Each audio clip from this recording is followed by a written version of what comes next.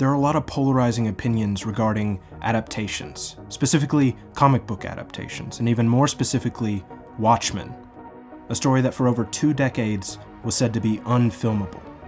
Published in September 1986, Watchmen ran for 2 years as a 12-issue miniseries, created by Alan Moore and Dave Gibbons, and they designed Watchmen from its foundation to highlight everything that the comics medium was capable of, and what film, television, and literature couldn't do.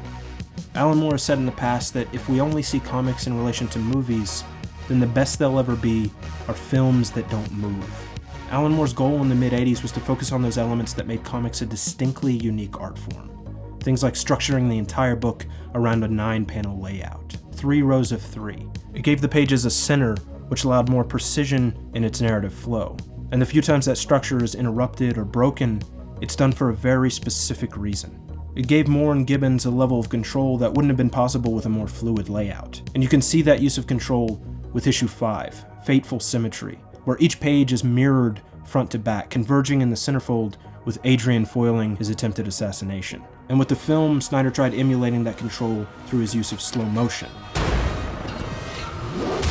But the design of those panels is part and parcel to the storytelling in that book. Even the lettering is used as a storytelling device. Rorschach's word balloons before his psychiatric break are solid and fixed, while after the incident with the little girl, the dialogue is jagged and uneasy, much like his mental state. It's an easily unnoticed detail, but it adds so much weight to that character.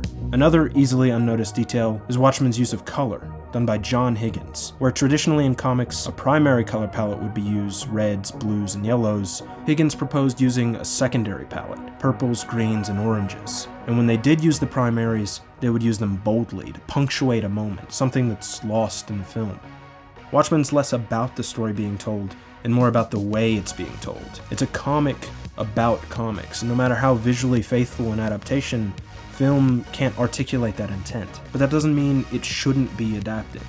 Alan Moore himself has dabbled in adapted material with his own work, with characters in Lost Girls and League of Extraordinary Gentlemen, and to a degree, the characters in Watchmen are loose adaptations of the classic Charlton characters. Rorschach, Night Owl, Dr. Manhattan, the Comedian, Ozymandias, and Silk Spectre were all based on The Question, Blue Beetle, Captain Atom, The Peacemaker, Peter Cannon Thunderbolt, and Nightshade, respectively. Watchmen was originally going to be a team book comprised of those pre-existing characters, but Moore didn't want to be encumbered by continuity and all the baggage that comes with writing in an established universe. He wanted his characters to be damaged and degenerate, a complete 180 subversion of the known superhero mold. And these days, everything's a grim reimagining or a gritty deconstruction, but before 1986, that didn't really exist outside of The Dark Knight Returns. It took the realism that Marvel introduced with characters like Spider-Man and made it actually real. Not just money troubles or alcoholism. Watchmen dealt with paranoia, insanity, rape, war, nuclear holocaust.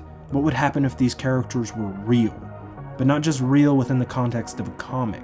Real characters in the real world dealing with real issues using the tropes of comic book storytelling.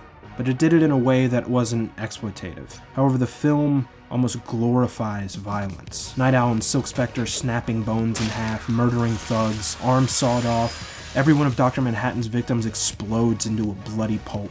So a single panel like this in the comic escalates to this.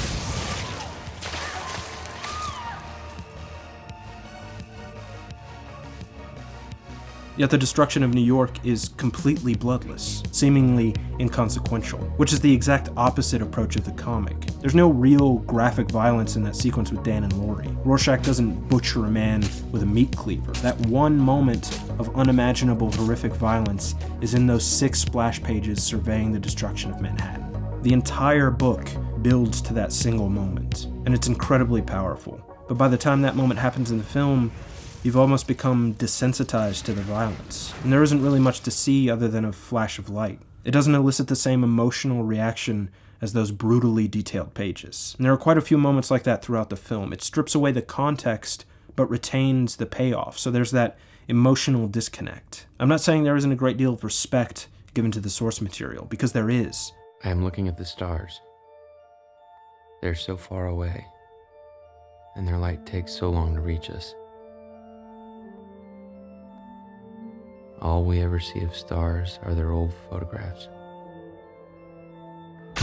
But it's selective, and it's seen in minor things like Ozymandias' wardrobe. His purple robes and gold accents in the comic are meant to allude to his infatuation with Egyptian myths, while also giving him a regal, authoritative silhouette. But in the film, Zack Snyder wanted his costume to be a parody of the rubber bat suit from Joel Schumacher's 1992 film, Batman and Robin, bat nipples and all. So there's a sacrifice of authenticity for an inside joke. It's frustrating, because when a property is adapted, it's typically the adaptation people are most familiar with, like with Watchmen and the Charlton characters. It doesn't affect the source material, but it does remove a potential portion of an audience that could have been introduced to it through its original form. Although you could say there's another portion of an audience that would have never explored the material had it not been adapted. Good or bad, faithful or not, an adaptation should only be seen as supplementary material, never a substitute for the original, and that's what I think people are forgetting. What I've said is that I'm not trying to replace the graphic novel with the movie.